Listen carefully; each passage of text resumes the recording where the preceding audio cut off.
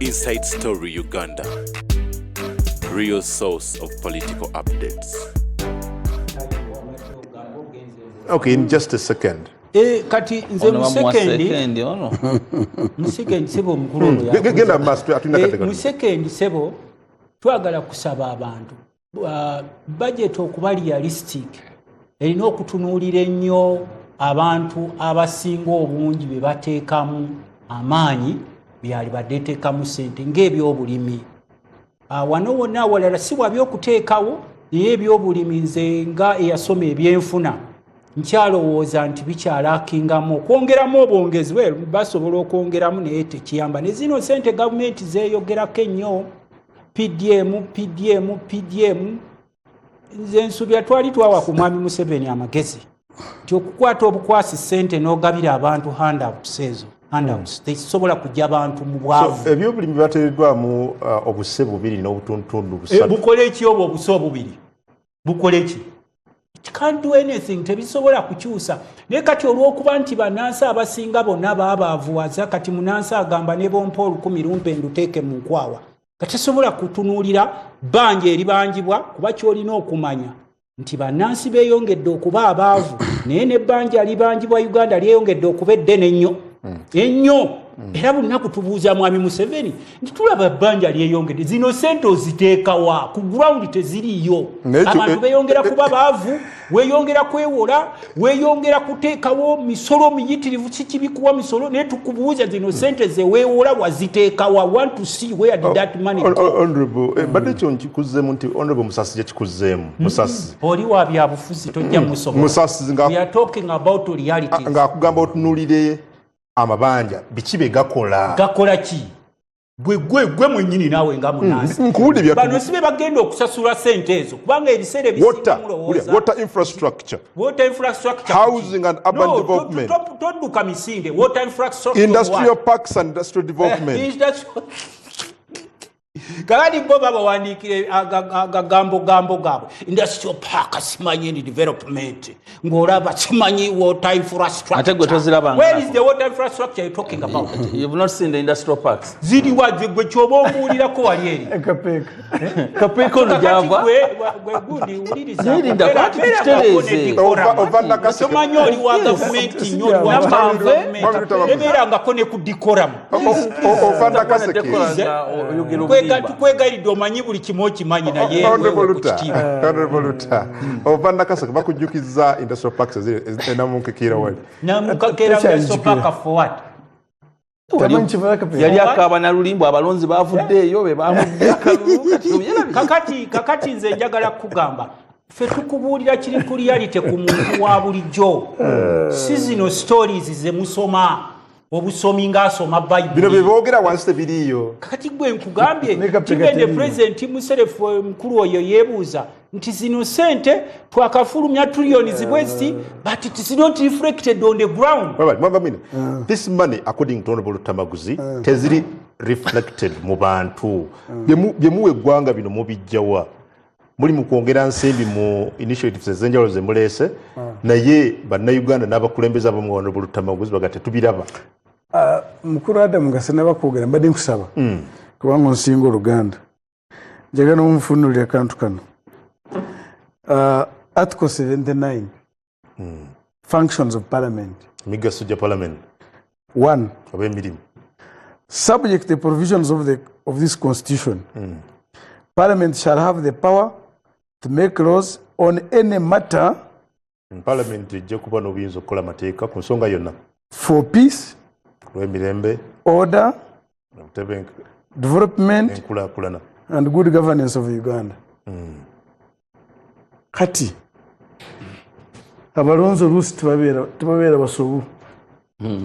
nange nkirabye leero kubanga ntegedde lwaki muto wange Tamaguzi bamubonereza kubanga omugaso gusooka gwa Parliament tiyagumanya Parliament erina obuyinza okukola amateeka ku buli nsonga yonna ebyabadde bituufu singa bibadde bituufu alina obuyinza kubireeta either nga bijjidde mu government or private members motion naye bw'aba myaka 10 nga tasobodde kubireeta abalonzi babadde batuufu okumubonereza badde batunudde nnyo byayogedde ekituufu anti akugambye ne Kapeka Industrial Park tagimanyi ate eri mu constituency gyoba oyogererako kubanga tetwayogere mu sente zino zikola ki part of it industrial park eye Kapeka tagimanyi twaimportinganga tiles olwakati goodwill tiles ziziri mu ggwanga liva Kapeka ye atamanyi goodwill ya government otwogerera is goodwill for government industrial park goodwill ya government yes kwanga government eteeka environment amasanyalazi neteekako amazzi the major infrastructure gwenojja nokola mwami I think mwami Lutamaguzi ayina ensonga teriwo otugamba nti luli twali tujja tiles bweru bw'eggwanga yes kati ziva Kapeka kyogamba akubuuziza nti Kapeka awo kampani ekola tiles ya government anti kasitola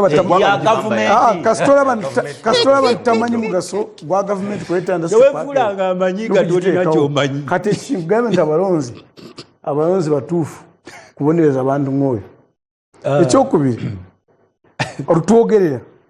ayita omukubo baliyita Matuga Semuto Kapeka I think it's either completed or about to be completed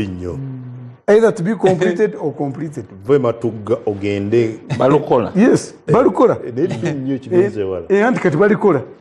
netiyalira ngayitamu oyo nange nabadde sanga so tiyalira ngakola ki ngayitamu so abalonzi budget eno mwami Lutamaguzi ndowooza baali batuufu kubanga ndowooza takimanyi nti buli muluka gwe Kapeka amini gwa constituency takimanyi as we speak now it got over a billion in his constituency kwanga Nakaseka as a district is over 13 billion shillings as a PDM nga ne constituency emu eri ekyokubiri eno budget eno yitwogerako bamusisi be bagikoze bano tebanakola yaabwe bali be bagiyisa muyali ate nga atula ku budget committee atali mu budget committee naye tiyamanye bebateeka mu budget Manga terwale agambye nti yafuna yasoma byanfuna bw'aba yasoma byanfuna n'atamanya nti bw'oteeka sente mu byobulamu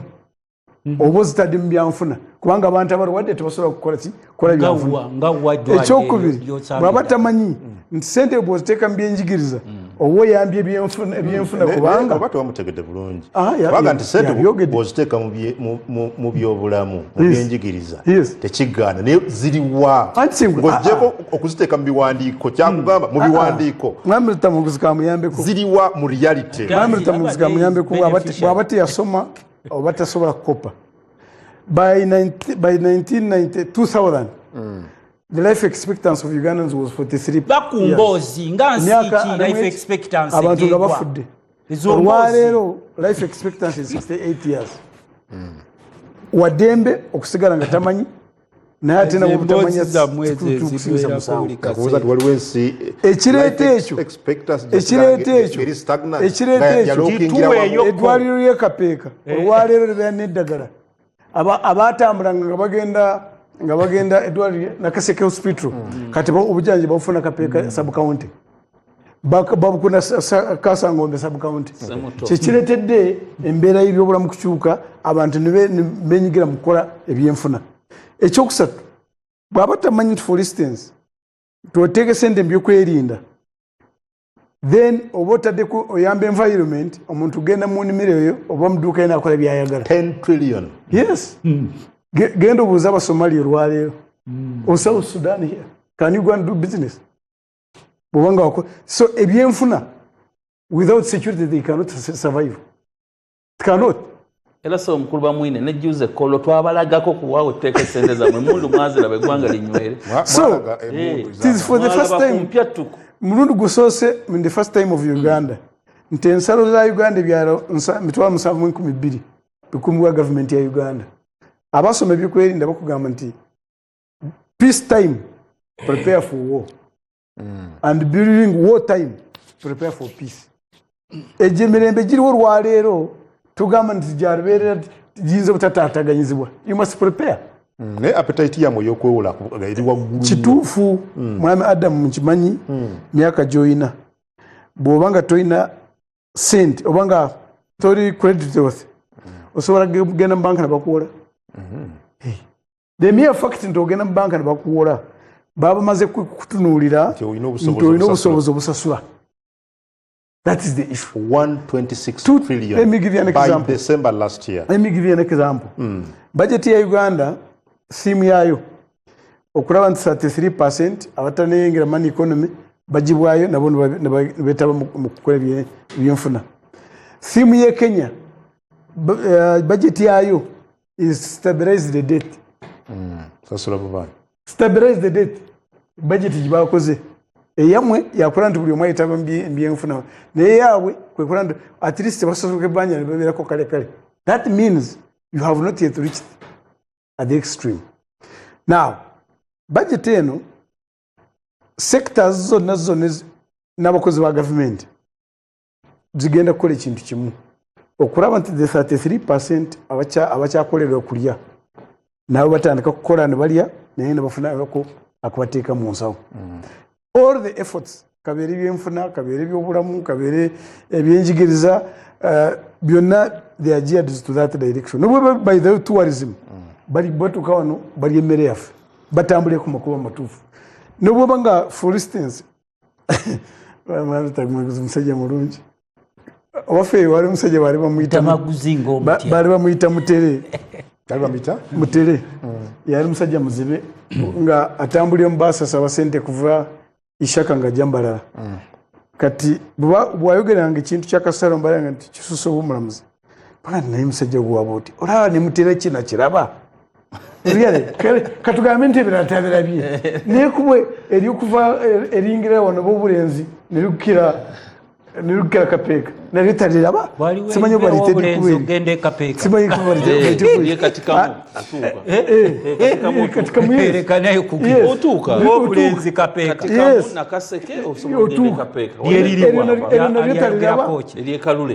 ekyokubiri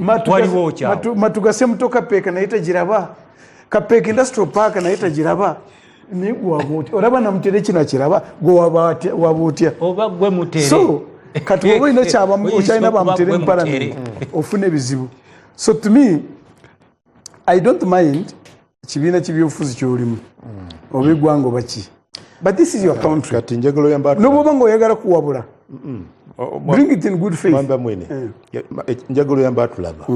budget eno nga bwe yayanjuliddwa eggwanga munnayuganda ali ku TV akulaba egenda muyamba etya egenda kumuyamba mu bintu nga 6 ekisookera ddala buli muluka gwo sente za PDM ziteekwa kutuuka era nebwoba nga okiikirwa omubaka opposition nga musi president yagambye agenda kuteekayo nkola nti bw'aba nga tasobodde kulondoola sente ezo alabe nti akangavulwa naye buli mukozi wa gavumenti yenna kulaba nti buli muntu yenna ali mu myaka 25 egy'obukulu ayitabe mu byenfuna abeere bulungi andaba budget kyetunuulidde. Ekyokubiri bw'oba nga obadde mukozi wa gavumenti naddala abasomesa n'abasawo ensako yammwe eyinza kuba tenatuuka walungi naye yatandise kukwatibwako okubeera obulungi. Ekyokusatu ebyobulamu n'ebyenjigiriza n'ebyamakubo era pulezidenti yazzeemu ku luno ate yagambye ekigambo kinabadde kyenalinoonya yagambye nti bw'oba minisita nga toyenyigidde mu kukulembera okulondola projects za gavumenti I'll sack you. Nze ndowooza at that level kati bw'oba nga okola ne president nga toyagala kutambula naawe oba olina ekisobo ky'olina. Then ekirala kiri budget eno yensonga eri addressed ku byokwerinda. Ebyokwerinda bigazi naye abamu bayinza kuba nga tebabitegeera. Kati bw'otunuulira nga poliisi engeri gyekwata ku nsonga z'okunoonyeza ku misango erina ebintu bingi byebadde bulamu kamera zino kuzemfasizinga okulaba nti investigating agencies zibeera kulaba nti bw'oba nga olunze ekisoro kyo kibeera kyo nga ne batakibba bw'olaba nti bakyala kimpadde abamenya amayumba g'abantu at least security is going to be beefed up kubanga ebibadde bibulamu babitadde mu budget. Era as far as I'm concerned, this is a budget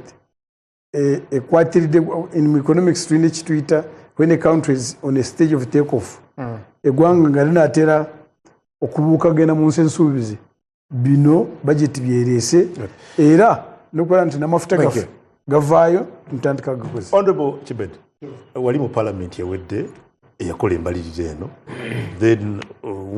olina mu parliament eno ye12 mu budget yeyisiddwa tulaba okweyongera kw'emisolo ku bintu nga sukaali butto seminti sabbuuni ensimbi eziggyibwa ku abo abawandisa pikipiki empya munnayuganda mu bufunze yeekaabire ku lw'embalirira eno yayisiddwa. Saagala kugamba nti bannayuganda bannayuganda yeekaabire naye tukimanyi bulungi nti ensi zonna ezikula ziteekeddwa okuba ne source yaazo mweziyina okuba nga zikola ki nga ziyita okulaakulana ate mu kuyita okukulaakulana zirina okuba nga zirina mwe zijja akasente kagenda okukola ebintu ebyenjawulo. Mpulidde njagala kwebaza mukulu wa Mwine lwakuba nti nkeereemu katono mbadde nva mu constituency naye annyonnyodde bulungi bw'otunuulira budget eno nti buli item bw'otunuulira ebyenjigiriza bikwatagana n'ebyobulamu, bw'otunuulira ebyobulamu bikwatagana n'emisaala, bw'otunuulira emisaala bikwataganamu n'amazzi oba ne wealth creation nga bulayimu bwekola ki bwetambula. Nti olwaleero singa tuteeka maanyi nassira ku byabulamu teri kulaakulana ya ggwanga kubanga buli omu akimanyi bulungi nti omuntu omulamu yakola ebitambula. Bw'oba tutadde essira ku byanjigiriza kitegeeza nti ensi yeegaanye kubanga tukimanyi bulungi abatulaba mwenna ffenna abali wano ffenna sijja kugamba nti naye nja kukyogera nti ffenna abali wano tuli wano as a result kuba nti twayitako muki mu ssomero. Singa tetwayitako mu ssomero tewandibaddewo nsonga n'emwere ekuleeta ku tv okyegedde nakunnyonnyola ki nsonga. So kitegeeza ki nti awali enkulaakulana waliwo okusoma obuyigirize, waliwo ebyobulamu, waliwo infrastructure. Bw'otunuulira agriculture muganda gye badde ayogerako nti yagenzeemu 2.2 something billion. Agriculture etambula ne wealth creation kubanga omuntu waffe eggwanga lino Kampala n'agiyimirizaawo mulimi ekuba emmere gye tulya terimu wano kituufu eyimidde okubulimba netugiwa sente zino zokka anti awenzija bwe ndeeta wealth creation nenkwata PDM nenteeka millions 2 buli muluka kitegeeza nti abantu 200,000 bagenda mu money economy bagenda kulima ku large scale ne ku small scale okusobola okulanga bafuna emmere gye balya mu lubuto at the same time n'emmere gye bafunamu akasente okulanga yimirizawo. So nekyo bwe nteeka mu wealth creation indirectly mu agriculture mba ntaddemu okyegedde. Bwe ngenda mu tourism buli omu akimanyi bulungi nti tourism kyekimu ku biyingiza sente mu ggwanga. Kati singa mu tourism sector toyiwadde sente kati onoosiikiriza otya abalambuzi okujja okulambula n'okuwa sente? Omulambuzi omu agenda okumaliriza okuva wano nga omu bw'ati alesewo $100 assuming tulina abalambuzi 1,000 abayingire mu ggwanga ziba sente mmeka? So nolwekyo ebintu bingi bwe tugenda mu energy development kulaba nga tuteekawo amasannyalaze buli kitundu tufune value addition nti ebintu bye tugezezaako okukola tulimye obutunda tulimye ennaanansi tulimye emiyembe tukoze tutya okwongerako omutindo okusobola okulaba nga tufuna akasente akakola ki akawerako. Bwe tugenda mu mineral development mineral development olaba nti tuyina gold. Bw'otunuulira olwaleero Uganda y'emu ku nsi mu Africa eziyina gold naye buli muntu abadde asimanga bw'akola ki nga bw'ayagala. So it is high time to veyo tugende nti twagala ku developinga mineral eyo tufune bwe tugenda osaanuusiza gold waffe abeere nga amaze tumutadde mu nteekateeka yaayo nga waalina okutundibwa mu gw'ensi yonna. tufunemu sente ezikola ki eziwerako bwe tugenda mu infrastructure njagala nkubuulire bwana kungu n'abatulaba ono akimanyi bulungi neighbor wange nti constituency yange neyiye bikwatagana neyali eyiye bikwatagana naye tulina omugga baguyita matte wali ku kona club oya wali kuki kona club ekkuba yenga teriyitikamu naye nkola ekkuba eryo neneta ebigoma bya nze saakola twali fenna ne tulikola lwaki twalikola nga gavumenti weeri wuliriza era ebigoma ebyo twakola fembi naawe ekkuba eryo okulinaana industrial park olijayogerako ebigoma saagula bigule nabijja minisitule ya wax ebibyo otegedde naeta minisitule yaki ya wax nakyo bwetubanga bwenga omubaka wa parliament ekyuma mashini eze ngera wetaawo okwongerako nawe oyongerako for the good will eyekitundu kyokola ki kyovaamu kyenjagala okutegeeza nti bajeti eno egenda kukolera ddala bulungi nnyo okusobola okulaba nga eggwanga litambula kitulina okukola kyekiriwa kwe kufuna buli muntu division of labor buli muntu akole kyayina okukola ki okukola okusobola okuviisaamu kyetwegoli yaffe eki gyetwetaawo okufuna kubanga zino zonna sente z'emyoga zigenda sente za PCA gyeziri sente za PDM gyeziri n'ebirala bingi gyebiri naye tulina kuba na mutima njagala nkubuulire sigenda kwogera ku musi kubanga yakajoininga parliament naye tulina abaka ba parliament ababeera nga bali suppose okubeera ku lukiiko bayita Lords Committee ku district komiti y'amakubo ku district exactly nga tumaze okusindika sente okuva mu parliament tusindise akawumbi wansi ogendayo kulondoola tusindise road fund ku district so kiri nosanga nga district oyina 1.3 billion nga za infrastructure za nguudo naye nga omubaka omwaga nti mu lukiiko sigendamu tebabeerayo yes kakati olwo ba technical person ba engineers na bakiku district bajaga nti kiyala kikoze kitya tiwali agenda kugoberera zikankoli byenkola ki nosanga kilomita 10 baseddeko miliyoni 3 ekyo lutambo zakyogeddeko naga nti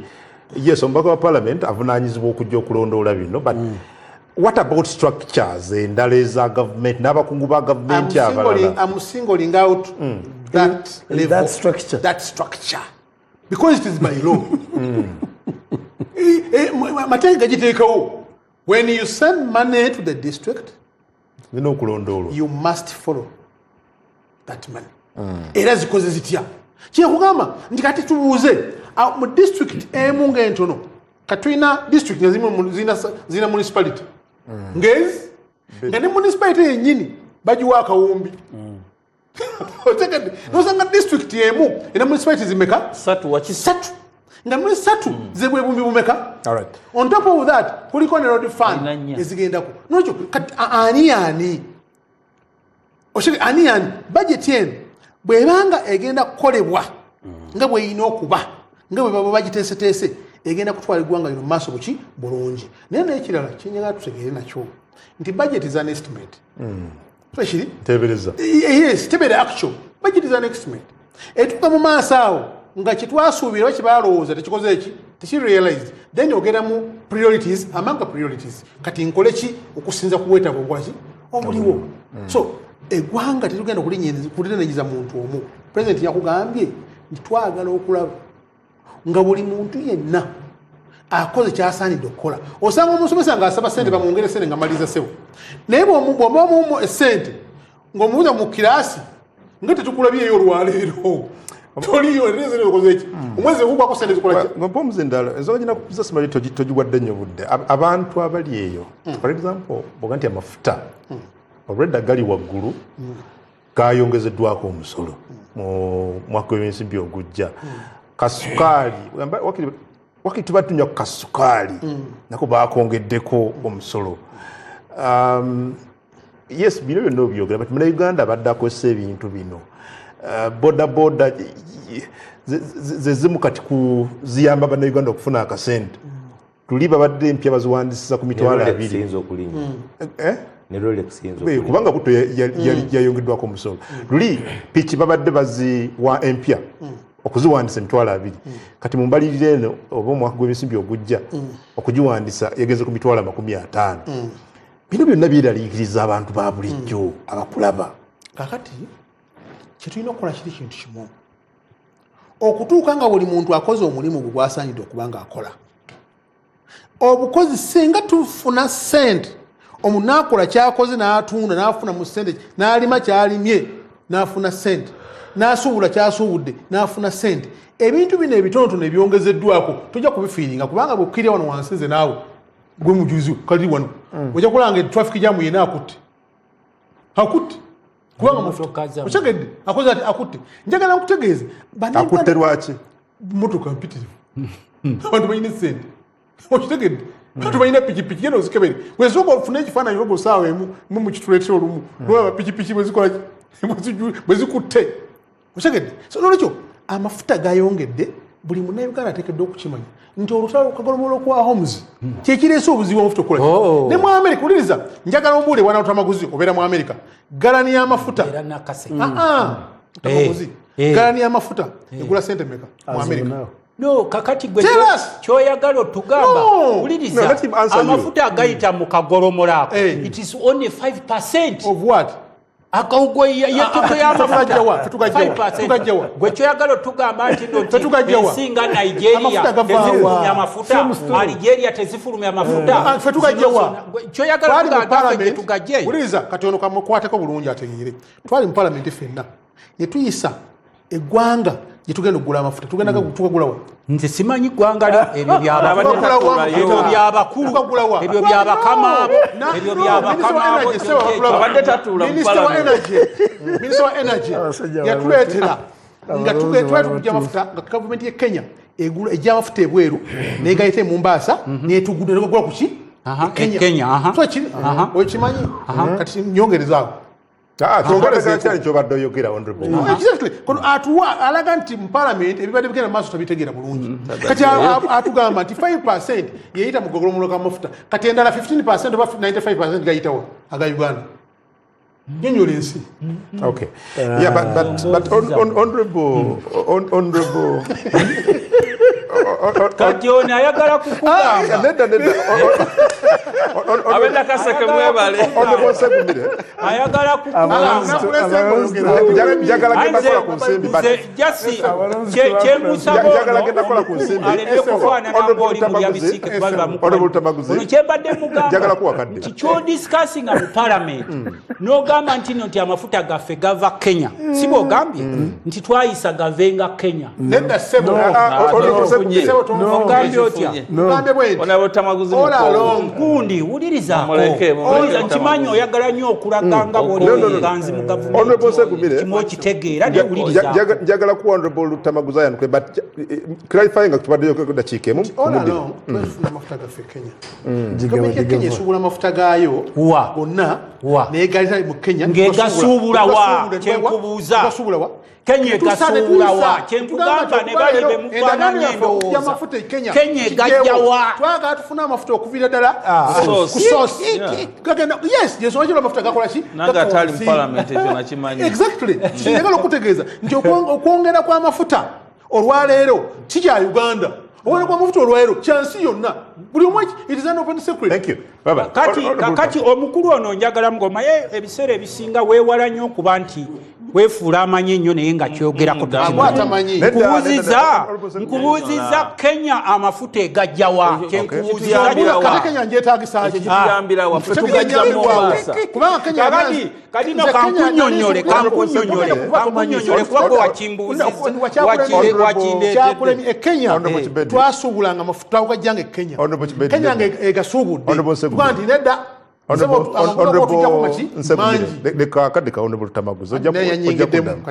anti kati nkusomesa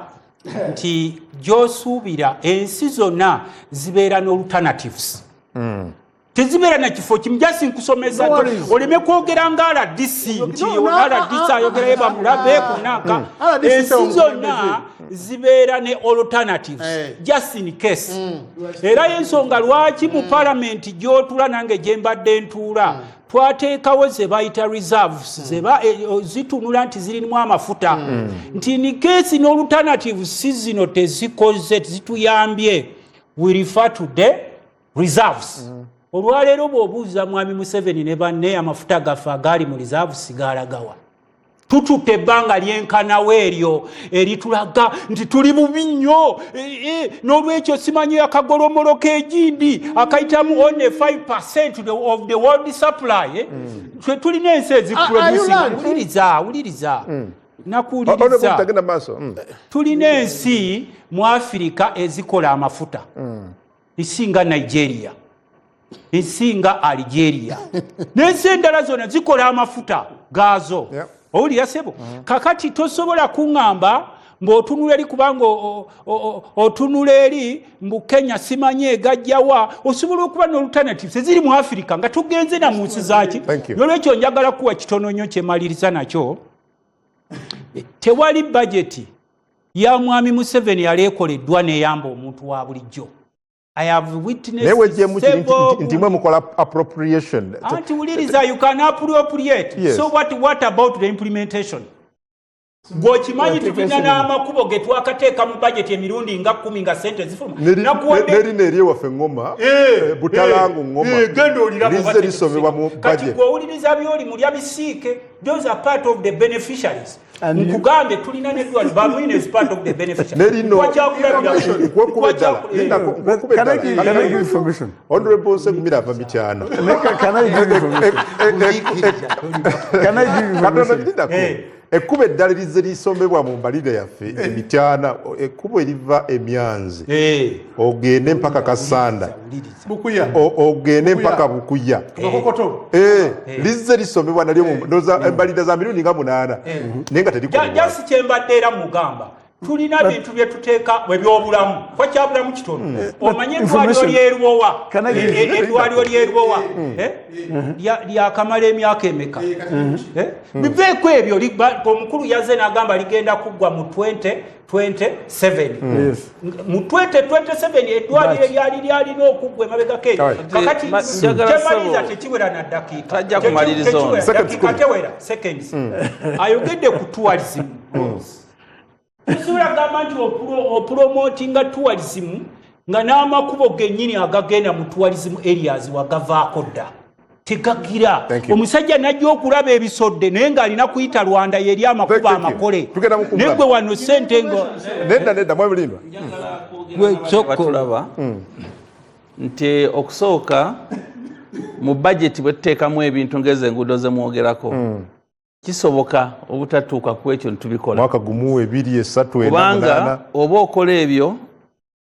COVID-19 bwajja oyinza okuyimiriza ebirala oba Ebola bwajja oyimiriza ebirala otaasa obulamu bw'abantu ekyo kikutwalira obudde ng'otegeera nnyo kitegeera bw'oba totegeera nnyo oyinza obutakiraba naye n'ekirala kyesagala abantu beeraliikirire ku mafuta ekituufu nti olutalo buli omu akimanyi lwaleeta twali ku mafuta 4,000 tuli mu 630 era twayogeddeko n'omusolo kati kakati omusolo gwongerwako abantu bakitegeera bwe balowooza nti amafuta gajja kusigala 6 olyoka oteekeko omusolo naye we shall get back the normal prices mukiwe bubi budde bino byenjogera sogera na balutamaguzi njogera nammwe abali eyo kuba bano ebyabwe byakuwakanya bwe tunaddeyo ku prices zaffe oba 15 oba 4 it will still be affordable. Kanso George Musinga sinawumulamu nnyo okuddamu bw'oba ogamba kituufu nti amafuta galinnye globally naye ate kati bw'ogamba nti galinnye n'ogateekako n'omusolo kyongera okutaasa mbeera neyongerako omusolo nze nziruza kiddamu kiki kyetwagambye nti budgeting processes zaabwe eza budgeting tebafa nnyo ku kiki okugaziya base y'okujja mu sente bagenda ku ebyo ebyangu kuba bakimanya amafuta ate ng'okimanyi amafuta gakosa byonna ne gwe wadde akakadde ka PDM kitegeeza nti akakadde ajja kukozesa sente nnyingiko ku byetaago ebya bulijjo osinga zandibadde ateeka mu business so kano kankakuwe bwe twalina ono yasinkakwako twalina ono twagamba mwami Museveni ne banne be bakola gavumenti yaabwe nti bw'oba ddala ng'oyagala kukola budget ng'omanyi nti ofiiringa embeera omuntu wa bulijjo gy'ayita musiya bano bamulya bisiike kendeeza ku lukoloddoli lw'abaminisita kendeeza ku badvisors baala DC abo bonna abantu gurupu zaabwe nti sente zigenda mu administration nyingi kaakati owenaremu ekijjo muwanguyiro okugamba nga bamwine bemumanyi palamenti ode agamba balya sente nyingi nogakale wetuba tulya nyingi tukendeeza ababaka tukendeeza ababaka abaminisita baala nze kyendowooza okitunulira nekulabya ojojjiddemu gwolina emmotoka bbiri nekugulire ofaako byakyeru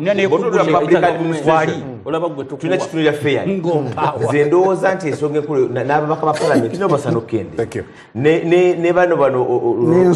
bano bakwata kati bamwine simanyi bwe nayogera kubala needs to reduce high salaries of its top officials like MPs, ministers, and also encourage strict monitoring and accountability. Ye Kiwesi Michael aliko X. Then abalala onagambye ye Dr. Kisembo Tendo agambye wano mukulu kulamusiza nsaba kutangaza ku nsonga ya integrated infrastructure projects Honorable Tamaguzi gy'abaddabuuzaako wano ekyogerwako kwe kussa essira ku bino wammanga kisooka oluguudo lw'eggaali y'omukka SGR enguudo okuziwa koolaasi entambula y'oku mazzi entambula y'ennyonyi egenda kufuna ennyonyi empya 10 nga 8 z'abasaabaze 2 za migugu nolwekyo nsaba abateesa abo babeere objective bino byonna nga bitambula ye Dr. Kisembo Tendo then onagamba kungu kwetuli naye ndi kasokosoze gamulengejja Salongo bwowulira abayita nti opposition boogera olowooza nti gavumenti mbi kyokka nga ennaku zino bakola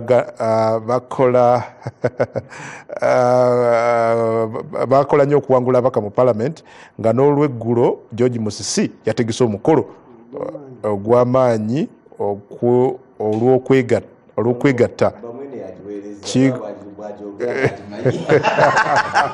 bamuyita Salongo Gamulengejja message mpanvu then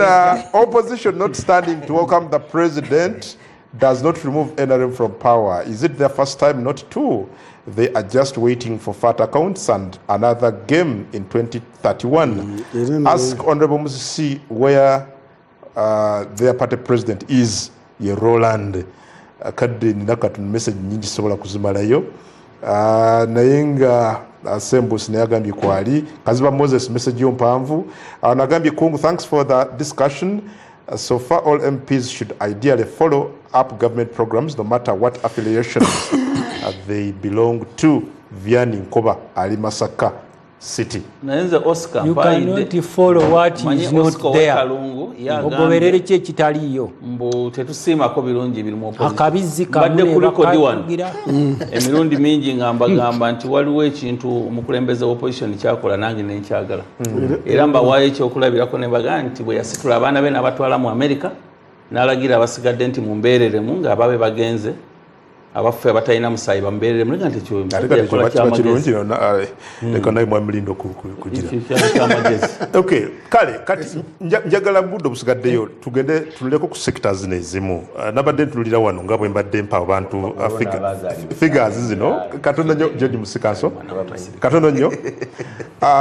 government yatugaye nti mu mbalirire eno it estimates economic growth okubeera ku bitundu 10 n'obutundu 2 ku buli 100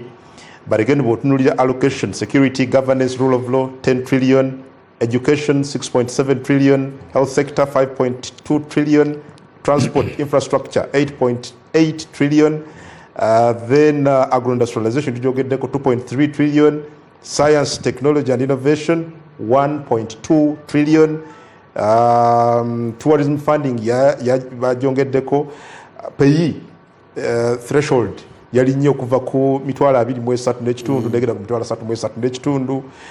ebibiri ebyayongeddwa ku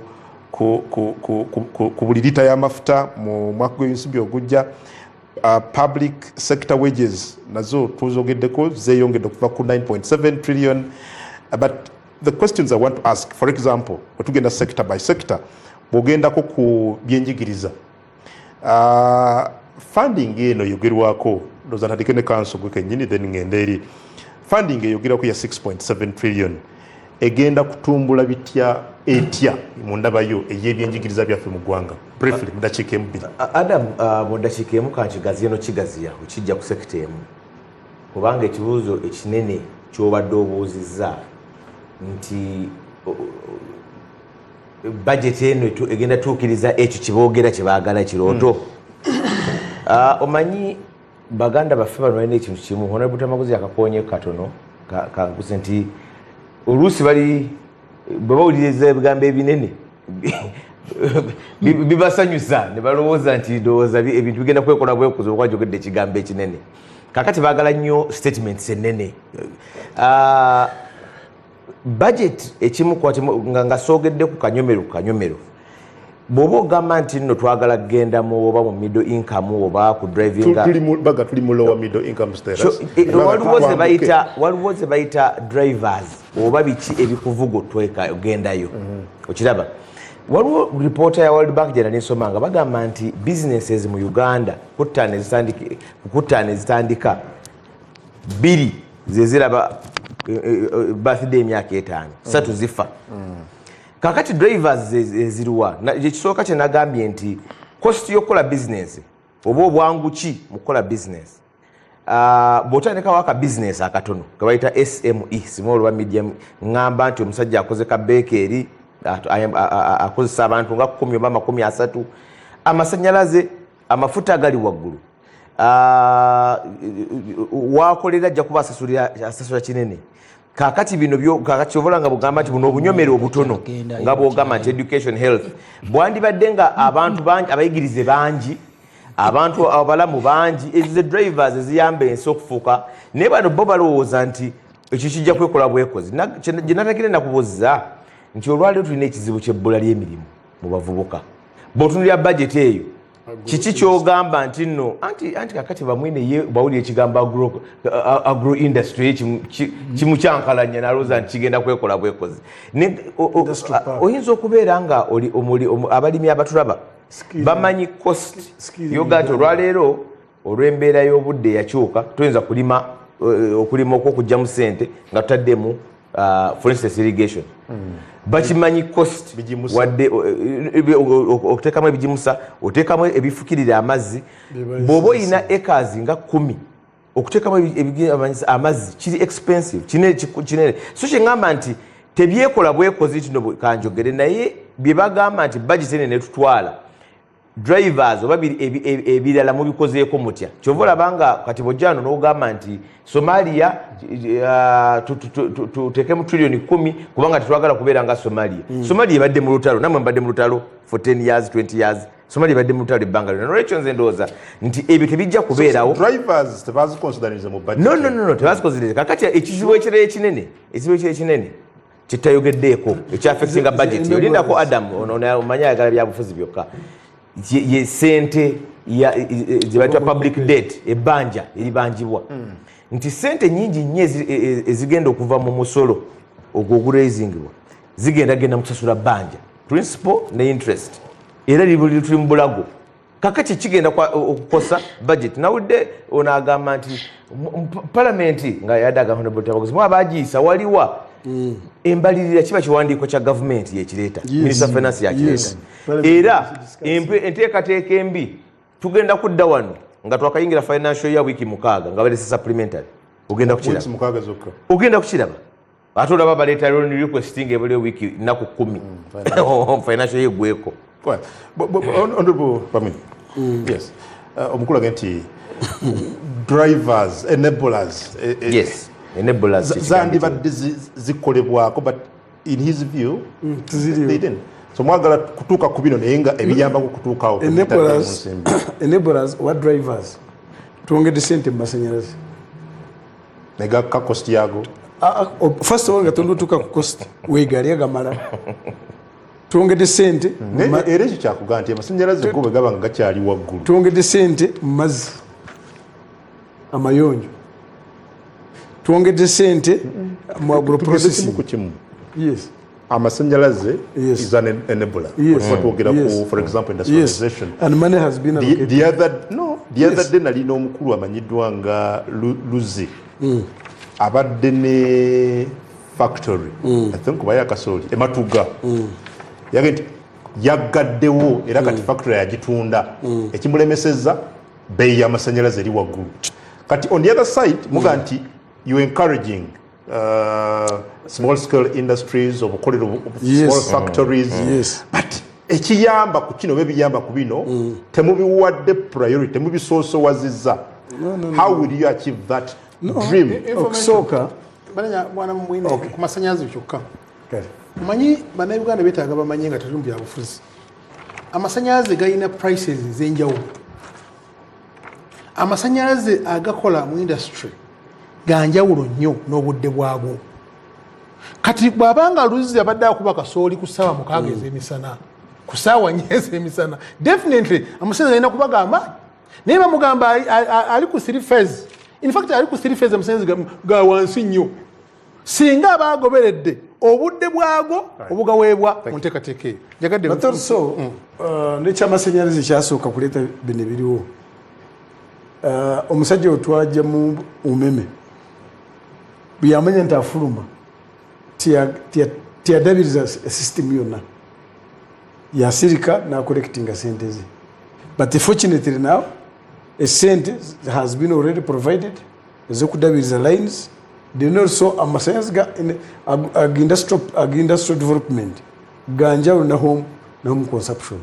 whatever the case yagambye cost y'amasannyalaze yamujje mu business yes anti kisinzira abadde akozesa amasannyalaze ki aga industrial oba ga home waka kubanga if you are going to establish an industry and you are using home consumption the prices are different aga industrial development and aga different and the time maybe akala now most Ugandans abali mu SMEs kakati gali aga industry Honorable Nsegumira ategeeza zino factory dene netwogera bu factory utono bwe driving economy bubuno that is in Matuga you know one they have now establishing a substation 132 kV egenda kugwa y'amasannyalaze agagamatuno industrial development buli kitundu bataddeko gaayo naye gano nsomya aga side y'ematuga gagano gali wano so enablers joja abere mugumu tikyetaaga kubeera ekirungi y'embaga wa parliament abadde ayogera for instance okulima ennaku zino parliament ya wano giyatuddemu bayisize sente z irrigation on musi I think it was the first loan ye sente za irrigation irrigation siene y'ennimiro such that you can irrigation ya nsawo z'abakulu ne bagenda mu maaso throughout the year nga bakola ki so enablers bw'ogamba industrial park is part of the enablers to allow job creation. When you talk about skilling Ugandans, they are part of the enablers helping the Ugandans to get out of poverty. Curriculum, changing the curriculum from what we have been studying. Umwana katina furumanta wa furumide wona asobola kubaina project yasobola kukola. That is part of also of skilling and helping this economy to develop. Kubanga ensoma yaffe nazo bazogedde mu za curriculum. Ojja kwogera kwa from mobile. Mwami Mulinda. Yes. Kakati ekikulu abantu kye balina okutegeera nti amawanga gonna gakuze mu byenfuna geesigamye nnyo ku buyivu n'obuyiiya. Era bwe mulaba nga President Museveni kati atadde university mu buli sub-region ya Uganda ya government, ekintu ky'obuyivu kigenda kutuyamba nnyo. Tebulaba yali Dr. Ogwanga yakola Covidex nti ng'ensi yonna eyayaana yavaayo n'ekintu. Olwali tugenda mu AFCON empaka ze tugenda okuteeka Uganda, Kenya ne Tanzania, naye baasi Abatanzania bali mu negotiations ne kampani yaffe eyakira okulaba nga ebaasi specifications zayo awo bwe tunakwata ekkubo eryo zino za tujja kugenda mu maaso abantu baleme kweraliikirira tuyinza okuba tetulinatuuka we mwagala tubeere naye nga tugenda okutuukawo gye tulaga mu maaso kati ekyamasannyalaze kyetwogerako bwe tubanga twasanga megawatts kina nkaaga eza Queen wa Bungereza ze yatongoza mu 15 kati tuli mu 2000 president yatugambye naye target ye yakuleeta 5000 nga eno Kaluma yokka yatuwadde 620 so zindowooza abasobola obbiraba tubirabe tugende mu maaso balutamaguzi tubaleke bajja kuba bamuzibe for life. Bamutere kakati kibi nnyo okwefuula alaba naye nga tolaba nga nense kulaba nti oli muzibe. Nze ekisooka sirina kya byankulaakulana kyensuubira mu basajja bano just ebigendererwa byabwe kubakuumiraawo mubeere ba beggars in your country ne basuulira obukunkumuka ne beekubisa kuli ebifaananyi najja ku kabiziko mu kiyumba n'ayogererako ebigambo biyitirivu n'afunayo ente n'ayogererako. Omusajja gwe bayitanga Idi Amin yali teyasoma but practically ng'abantu bageneratinga ssente otugambye ebyobulimi bye bisinga okukolebwa bannansi abangi kyokka byosingayo okuteekamu obusente obutono ne sente ze bateekayo tezirabibwako buli lunaku weewoola buli lunaku tukyakubuuza mwami Museveni kubanga eno ensi yaffe ogenda gireka esente ze weewoola zino by December nze ngaatula kakiiko ka finance kembadde ntulako aka parliament baali batubanja trillion 126 kati ndowooza tuyingidde oba trillion 17 sente zino muziteeka wa kyetukyabuuza katuyingidde trillion 17 ezitubanjibwa. These people are ever borrowing. Kati genda okebereko okusinziira ku minisita w'ebyensimbi tuwulidde yakugambye batubanja mmeka kuba ibi byali mu December we are now by December every time beewo 126 trillion by December kyokka mu myezi omukaaga twatuuse luli bwe twali tugenda ogira ennaku 2 ne beewolayo trillion emu mu billion 10. And you don't see these monies. Teachers bakyali bubi, abasawo bakyali bubi, n'abaana ba intani abasinga okukola emirimu mu malwaliro ga government bagate tulinaawo sente. Why can't you use these monies ze muwa pineti ne muziwa abaana abakola mu intani? N'atandika okukugamba mbu bano we basaba sente teziriiwo. Nezino we zisabibwa zo we ziri za mangu mangu. Kakati uliriza gundi wegireko kubanga level ya waggulu ennyo gyali weesimbyeko ya kansala. Kakati gwe bw'oba owuliriza nze sebo sooka ompulirize. Bw'oba oli eyo ng'olina essuubi nti bajeti y'abano egenda kukyusa obulamu bw'oteeka okubaako n'ekikyamu ku mutwe. Eno bajeti y'abano mu busaako bwabwe era bagezaako nnyo okulaba sebo kyemmaliriza nakyo bagezaako nnyo okulaba nti bakumatiza nti waliwo ekigenda mu maaso naye gwe actually nga buli wookebera mu nsimbi be bakuwola kubajjukira bamanerenda bonna mu Uganda boogera olulimi lumu be bajja ne bakuteekerawo pulogulaamu b'olina okugulirako ffe ssente twali badde tubateekamu essuubi nga tulina ebintu bye tulabako enguudo zirabwako amasannyalaze okuva UEB bwe baagijjawo ne bateekawo zino ezaabwe ez'amangu mangu ebyamasannyalaze naye lwaki mu sekendi tewera ddakiika lwaki ffe tusaba abantu baffe nti temwekwasa nti twabagaana okulinda bajeti y'abamulindwa naye nze nga lutamaguzi byenkola ewange byenkola nga lutamaguzi byebigenda okundeetera bajeti egenda okusasitinga famire yange ne community nammwe we mwali badde mubeera eno ya mwami Museveni ne buno obukundi ndaba you're itching to respond but before you do that just in a minute kuba tugenda kwa from mobile omwaka gumu okuva kati tutulye indicators ki oba tulye ebintu ki nti kino na kino ebinaatulaga nti budget eno nga mugiwaanyi nnyo egenda kuba successful. Budget egenda kuba successful. Which indicators should we look at? Areas zonna kubanga buli area ekwatiddwako ne budget eno kye tulina okukola nga government kwe kulaba nti bannayuganda bategera buli district sente zigenzeeyo nekye zigenda okukola olwo omulimu gwa LC1 LC2 LC3 LC5 nememba parliament wedde abamanyi tugenda kukola kino omwaka guno nekino nga bwe nabadde njogerako nga maliriza ku nsonga eno nti obadde ogamba nti enguudo zaffe zogerwa mu budget nezogera mu budget nezokolebwa tukimanyi bulungi nawe okimanyi nti nagambye nti budget ebeera estimate bw'oteebereza nigenda kusoloza sente zino nezino nesobola